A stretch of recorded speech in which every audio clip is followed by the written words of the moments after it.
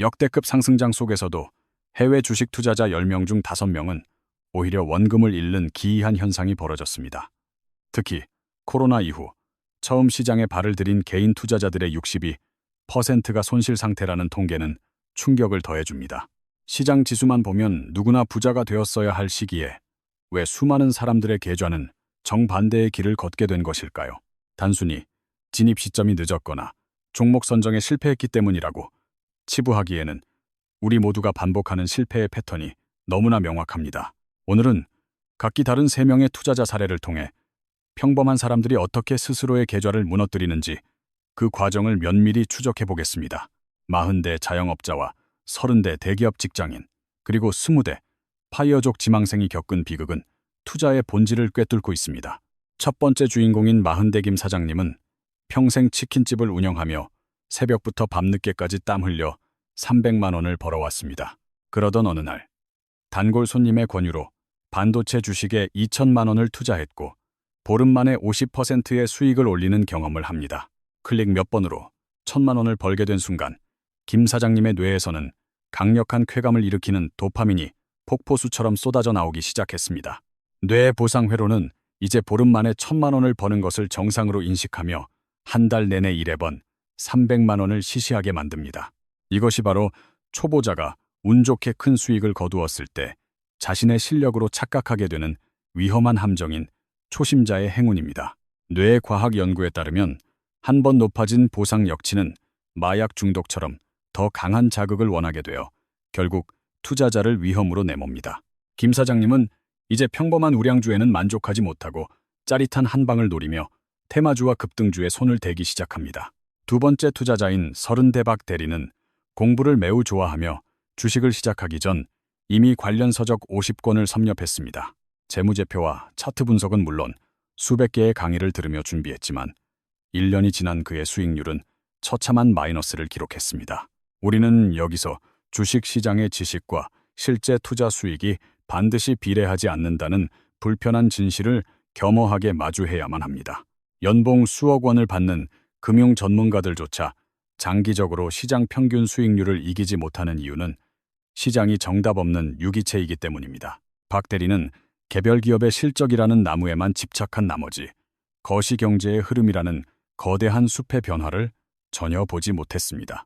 아무리 건강하고 좋은 씨앗을 심었어도 계절이 혹독한 겨울로 바뀌면 싹을 틔우기는커녕 얼어 죽을 수밖에 없는 이치와 같습니다. 금리와 환율, 그리고 유동성이라는 큰 흐름이 바뀌는 순간 기업의 가치와 상관없이 주가는 속절없이 무너지기 마련입니다.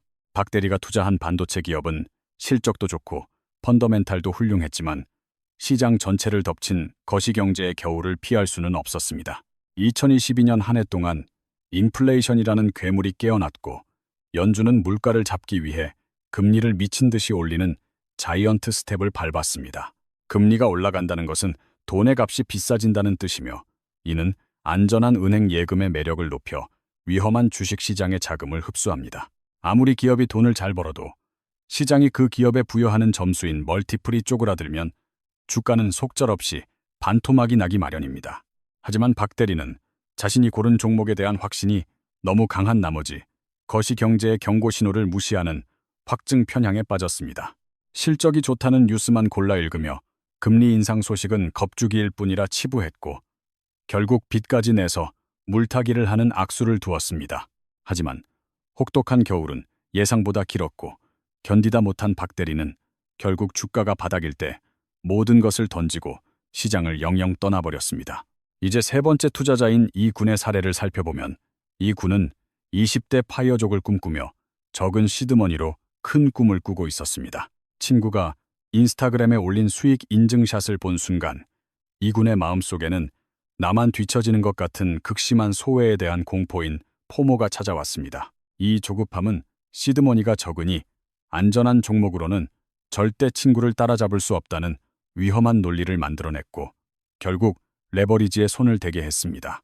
주가가 1% 오를 때 3배가 오르는 레버리지 상품은 달콤해 보이지만 반대로 하락할 때의 충격은 원금을 순식간에 녹여버립니다.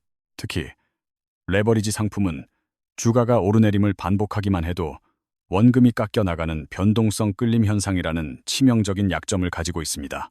100만 원이 30% 오르고 다시 30% 빠지면 91만 원이 되어 가만히 있어도 9%의 원금이 증발하게 됩니다.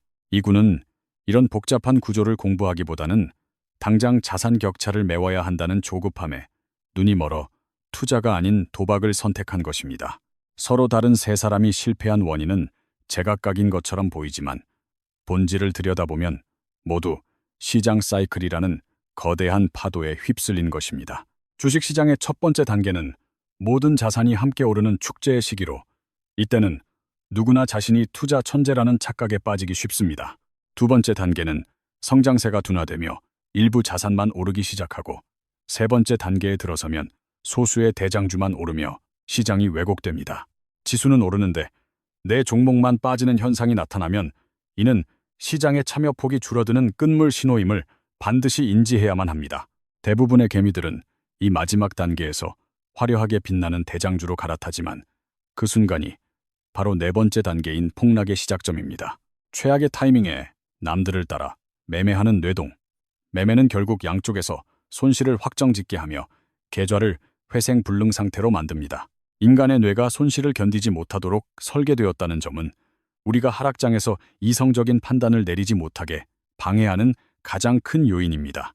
1979년 심리학자 데니얼 카너먼은 인간이 느끼는 손실의 고통이 이익의 기쁨보다 무려 2.5배나 크다는 전망 이론을 발표했습니다. 100만 원을 잃었을 때의 처참한 기분을 상쇄하기 위해서는 적어도 250만 원을 벌어야만 평온한 상태를 유지할 수 있다는 의미입니다.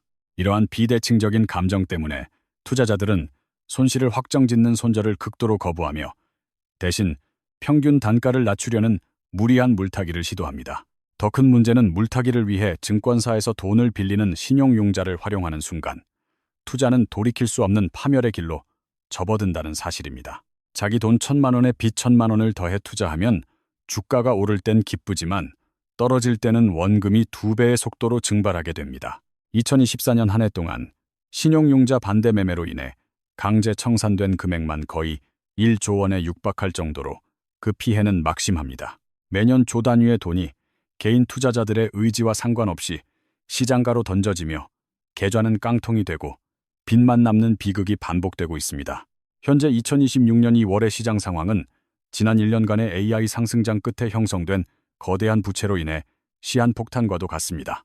나만 돈을 못 벌었다는 조급함에 뒤늦게 빚을 낸 신용융자 잔고는 현재 28조 원을 넘어서며 역대 최고치를 기록 중입니다. 지수가 조금만 흔들려도 이 거대한 빚더미 매물이 한꺼번에 쏟아지며 하락이 하락을 부르는 연쇄 폭락의 구조가 이미 완성되었습니다. 반대 매매는 계좌의 담보 유지 비율이 140% 밑으로 떨어지면 증권사가 다음 날 아침 동시호가에 주식을 강제로 파는 제도입니다. 시장가로 팔린다는 것은 가장 낮은 가격에 주식을 넘긴다는 뜻이며 팔고 나서도 남은 빚은 여전히 투자자의 몫으로 남게 됩니다. 처음 50% 수익에 달콤함에 취했던 김 사장님도 결국 물타기와 신용융자의 늪에 빠져 전 재산을 날리고 빚쟁이가 되었습니다. 3배 레버리지의 인생을 걸었던 이 군 역시 지수가 20% 조정받는 사이 원금의 70%가 녹아버리는 참혹한 결과를 맞았습니다. 이들이 실패한 진짜 이유는 단순히 운이 나빠서가 아니라 상승장에서 학습된 잘못된 성공 경험을 하락장에서도 고집했기 때문입니다. 상승장에서는 아무거나 사도 오르기 때문에 자신의 실력을 과신하게 되고, 이는 하락장에서 전혀 작동하지 않는 엉터리 원칙을 만듭니다. 이제 90%가 실패하는 잔혹한 시장에서 살아남아 상위 10%의 생존자가 되기 위한 현실적인 전략을 고민해야 할 때입니다. 생존을 위한 첫 번째 열쇠는 바로 메타인지이며, 내가 무엇을 알고 무엇을 모르는지 냉정하게 구분하는 것에서 투자는 시작됩니다. 상승장에서 벌어들인 수익이 나의 실력이었는지 아니면 그저 운 좋게 뒷바람을 탄 것이었는지 스스로에게 날카로운 질문을 던져야 합니다. 지금의 수익이 진정한 실력인지 확인하려면 먼저 내가 시장 지수보다 높은 성과를 냈는지 냉정하게 비교해 보아야 합니다. 작년에 내 계좌가 20% 올랐더라도 시장 평균인 S&P 500 지수가 25% 올랐다면 결코 잘한 투자라 할 수 없습니다. 가만히 지수만 추종했어도 얻었을 수익보다 낮은 결과를 냈다면 그것은 열정적인 노력이 오히려 독이 된 셈입니다. 두 번째로, 자신의 수익이 재현 가능한 명확한 전략에 근거한 것인지 아니면 단순히 좋아 보여서 산운이었는지 자문해야 합니다. 명확한 매수 이유와 매도 시나리오가 없는 수익은 실력이 아니라 언제든 사라질 수 있는 일시적인 행운에 불과하기 때문입니다. 마지막으로, 하락장에서 자신의 계좌가 얼마나 견고하게 방어되었는지를 통해 진짜 실력의 미천이 드러나게 마련입니다. 상승장에서 돈을 버는 것은 누구나 할 수 있지만 진정한 고수는 폭락장이 왔을 때 자신의 자산을 지켜내는 사람입니다. 생존을 위한 두 번째 전략은 거시경제라는 거대한 계절의 변화를 읽고 그에 맞는 옷을 갈아입는 것입니다. 박 대리처럼 한겨울에 반팔을 입고 나가는 실수를 범하지 않으려면 복잡한 뉴스 대신 4가지 핵심 지표에 집중해야 합니다. 가장 먼저 확인해야 할 것은 미국 10년물 국채 금리이며, 이 수치가 치솟고 있다면 시장의 돈줄이 마르고 있다는 강력한 신호입니다. 다음으로 연준 위원들의 금리 전망을 담은 점도표를 살펴보고 점들이 위를 향하고 있다면 긴축의 겨울이 오고 있음을 직시해야 합니다. 달러 인덱스의 강세 여부도 중요한데, 달러 가치가 비싸질수록 전 세계의 유동성은 안전자산인 미국 예금으로 빨려 들어갑니다. 마지막으로, 시중의 통화량이 줄어드는 양적 긴축 소식이 들린다면 이는 주식시장이라는 자동차의 연료가 바닥나고 있다는 뜻입니다. 박 대리는 실적이라는 나무에만 매몰되어 숲 전체의 공기가 차갑게 식어가는 거시경제의 경고를 완전히 무시했습니다. 여러분은 주식 거래창을 열기 전에 반드시 이 4가지 온도계를 확인하여 시장의 계절이 어디쯤 와 있는지 파악하시기 바랍니다. 세 번째 생존 전략은 투자의 목표를 일확천금이 아닌 절대 잃지 않는 것으로 완전히 전환하는 것입니다. 세계적인 투자 거장 워런 버핏은 첫 번째 원칙으로 돈을 잃지 말 것을 강조했고, 두 번째 원칙으로 첫 번째를 잊지 말라 했습니다. 손실을 복구하는 것은 수학적으로 기하급수적인 노력이 필요한데 50% 하락하면 100%의 수익이 나야 본전이 됩니다. 70%의 손실을 입으면 233%라는 사실상 불가능한 수익률을 기록해야만 비로소 원금을 회복할 수 있습니다. 따라서 화려한 대박을 쫓기보다는 계좌의 손실을 최소화하며 복리의 마법이 작동할 시간을 버는 것이 부의 지름길입니다. 화려해 보이지는 않지만 매년 잃지 않고 조금씩 자산을 불려나가는 것이야말로 평범한 사람이 부자가 되는 가장 확실한 방법입니다. 하지만 현실적으로 어떤 종목을 사야 잃지 않을지 고민하는 초보자들에게는 개별 주식보다는 ETF가 가장 현명한 대안이 됩니다. 박 대리처럼 특정 기업의 성장에만 모든 것을 거는 리스크를 제거하기 위해 월가의 전문가들이 ETF를 입을 모아 추천하는 것입니다. 실력 있는 펀드 매니저들조차 시장 지수를 이기지 못하는데 퇴근 후 유튜브 몇 개를 본 개인이 시장을 이길 확률은 극히 낮습니다. 따라서 초보자의 전략은 이기는 종목을 골라내는 것이 아니라 미국 경제 전체의 성장을 사는 시장 자체를 매수하는 것이어야 합니다. S&P 500 ETF는 미국의 1등 기업 500개를 한 바구니에 담아 특정 회사가 망하더라도 전체 자산을 안전하게 지켜줍니다. 모래밭에서 바늘을 찾으려 애쓰기보다는 모래밭 전체를 통째로 사버리는 것. 그것이 바로 잃지 않는 투자의 핵심 원리입니다. 2026년 현재 시장은 인공지능 기대감만으로 오르던 쉬운 장세를 지나 진짜 실력을 증명해야 하는 차별화 장세로 접어들고 있습니다. 이런 지뢰밭 같은 상황에서 굳이 내 전 재산을 걸고 어려운 게임을 할 필요 없이 지수 추종 ETF로 생존 확률을 높여야 합니다. 그런데 ETF를 산다고 해서 모든 문제가 해결되는 것은 아니며 많은 개미들이 여기서 또다시 타이밍을 재는 실수를 범합니다. 지금은 비싸니 팔고 나중에 떨어지면 다시 사겠다는 생각은 통계적으로 볼 때 오히려 수익률을 깎아먹는 지름길이 될 뿐입니다. 지난 20년간 시장에 계속 머물렀다면 높은 수익을 냈겠지만 가장 많이 오른 단시비를 놓쳤다면 수익률은 반토막이 납니다. 아이러니하게도 시장이 가장 크게 폭등하는 날은 대중이 공포에 질려 시장을 떠난 직후인 폭락장의 끝자락에서 예고 없이 찾아옵니다. 김 사장님과 박 대리가 무서워서 주식을 다 팔고 도망친 바로 다음 날, 시장은 보란듯이 급등하며 기다려주지 않았을 것입니다. 결국 주식시장에서 승리하는 비결은 시장의 타이밍을 맞추는 예언가가 되는 것이 아니라 시장 안에 끝까지 머무는 인내심입니다. 그렇다면 20년에 한 번 온다는 거대한 경제 위기와 대폭락 앞에서도 그냥 앉아서 당하기만 해야 하는 것일까라는 의문이 생깁니다. 여기서 진짜 고수와 하수의 차이가 갈리는데, 하수는 폭락이 무서워 도망가지만 고수는 폭락을 미리 예측하지 않고 대비합니다. 그 대비책은 바로 현금 비중이며, 주식에 모든 돈을 넣거나 빚까지 낸 투자자에게 폭락장은 재앙이지만 고수에게는 기회가 됩니다. 자산의 20%에서 30%를 현금이나 채권으로 들고 있다면 남들이 비명을 지르며 던질 때 우량주를 헐값에 담을 수 있습니다. 이것을 자산 배분이라 부르며, 폭락을 피하려 하기보다 현금이라는 방패를 들고 시장에 머무는 것이 위기를 기회로 바꾸는 유일한 방법입니다. 주식 투자로 계좌가 무너지는 것은 종목의 문제가 아니라 우리 인간의 본능이 시장의 생리와 맞지 않게 설계되었기 때문입니다. 뇌의 도파민 체계가 잘못된 성공 기준을 만들고, 손실 회피 편향이 이성적 판단을 가로막으며, 조급함이 우리를 벼랑 끝으로 내몹니다. 김 사장님과 박 대리, 그리고 이군의 모습 중에서 여러분 자신의 모습이 조금이라도 보인다면 지금이 바로 변화가 필요한 시점입니다. 현재 여러분의 계좌에 손실 중인 종목이 있다면 그 이유가 오를 것이라는 확신인지, 아니면 손절하기 싫은 감정인지 솔직해져야 합니다.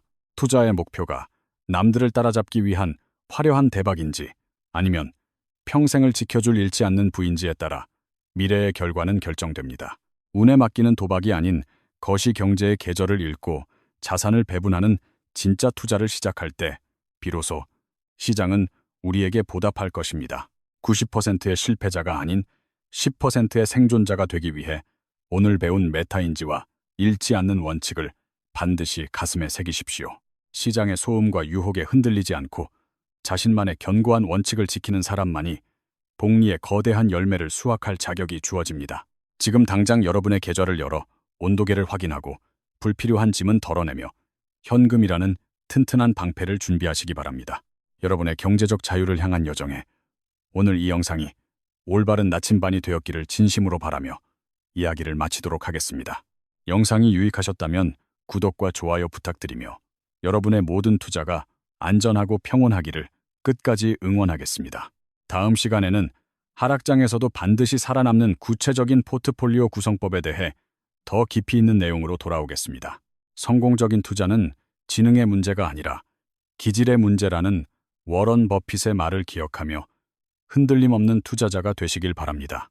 시장은 언제나 열려 있고 기회는 준비된 사람에게 반드시 찾아오니 조급해하지 말고 긴 호흡으로 함께 성장해 나갑시다. 오늘 하루도 치열한 시장 속에서 소중한 자산을 지키느라 고생 많으셨으며, 여러분의 내일은 오늘보다 더 밝은 초록빛이길 기원합니다. 함께 해주셔서 감사합니다. 더 나은 미래를 위해 끊임없이 배우고 실천하는 여러분의 열정을 응원하며 여기서 인사드립니다. 주식 투자는 마라톤과 같으니 페이스를 조절하며 끝까지 완주하여 승리의 기쁨을 함께 누릴 수 있기를 기대합니다. 지금까지 시청해주신 여러분, 진심으로 감사드리며 다음 영상에서 더욱 유익한 정보로 다시 찾아뵙겠습니다. 안녕히 계십시오. 3명의 투자자가 겪은 아픔이 여러분에게는 소중한 밑거름이 되어 실패 없는 투자의 길로 인도하기를 간절히 소망합니다. 잃지 않는 투자가 부의 시작임을 잊지 마시고 오늘부터 여러분의 계좌를 건강하게 가꾸어 나가시길 다시 한번 강조드립니다.